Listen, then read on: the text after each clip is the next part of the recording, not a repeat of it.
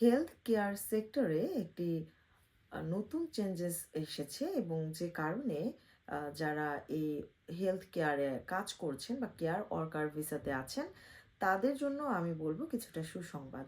কারণ UK government একটা নতুন রুলস অ্যাড করেছে, সেটা হচ্ছে যারা হেলথ কেয়ারে কাজ করতেন তারা জানেন যে অন্য কোনো হেলথ কেয়ার বা অন্য কোনো কেয়ার সেন্টারে তারা 20 ঘন্টা এক্সট্রা কাজ করতে পারতেন।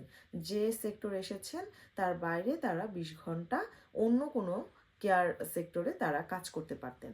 সে জায়গায় এখন যেটা অ্যাড করা হয়েছে সেটা হচ্ছে 20 ঘন্টা কোনো বাধ্যবাধকতা নেই, আপনারা 20 ঘন্টার উপরে যত খুশি করতে পারেন। তবে এটা হচ্ছে প্রযোজ্য 6 মাসের জন্য এই জিনিসটা চালু থাকবে। পরবর্তীতে 6 মাস পরে যদি তারা রিনিউ করে বিষয়টা হচ্ছে আপনাদের জন্য পার্মানেন্টও হতে পারে।